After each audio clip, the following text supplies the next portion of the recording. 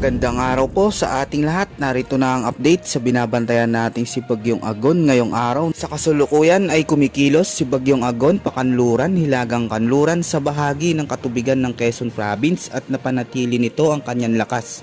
Huling namataan ang sentro ni Bagyong Agon sa malaking bahagi ng baybaying karagatan ng San Francisco, Quezon Province.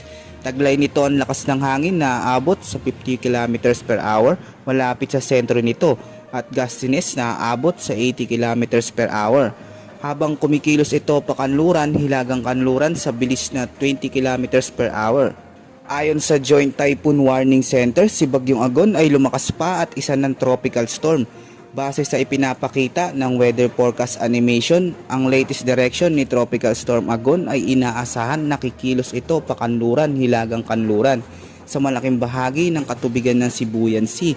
At mataas ang posibilidad na maglandfall muli at tatama malapit sa Marinduque ang bagyo ngayong hapon o gabi, habang nagpapaulan sa malaking bahagi ng Mimaropa, particular sa Romblon at Oriental Mindoro. Pagkatapos ay sasayad ito padiretso sa Quezon area at Batangas. Apektado din ng malalakas na ulan at malakas na bugso ng hangin ang malaking bahagi ng Calabarzon. Sa mga oras na ito ay nakataas naman sa Tropical Storm Wind Signal number 1 sa mga lalawigan ng eastern portion ng Quirino, eastern portion ng Nueva Vizcaya, Aurora, Cavite, Laguna, eastern portion ng Pampanga, Bulacan, Metro Manila, Quezon including Pulilo Island, Occidental Mindoro, Marinduque, Romblon, Camarines Norte, Camarines Sur, Albay at Sorsogon. Mataas na ang posibilidad ng mga pagbaha at malalakas na pag-ulan na aabot sa 100 to 200 mm sa malaking bahagi ng Quezon, kabilang ang Pulilo Island, silangang bahagi ng Laguna at Rizal, Romblon, Camarines Sur, Camarines Norte, Catanduanes at Marinduque. Habang sa 50 to 100 mm naman ang inaasahan ng mga pag-ulan sa silangang bahagi ng Isabela, Metro Manila, Aurora, Oriental Mindoro, Occidental Mindoro, nalalabing bahagi ng Calabarzon at hilagang bahagi ng Western Visayas.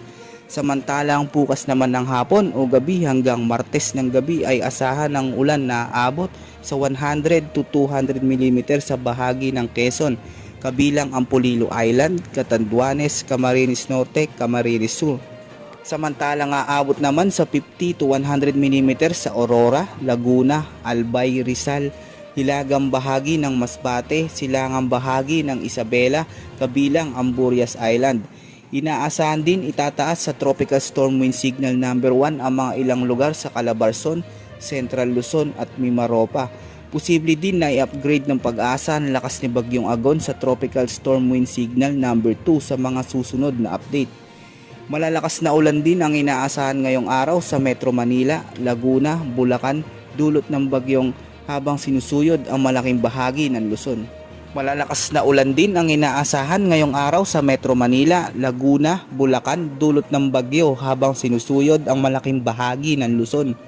Pinapayuhan naman natin ang lahat ng ating kababayan na maging handa sa lahat ng oras dahil posible mga biglaang pagbaha at malalakas na bugso ng hangin.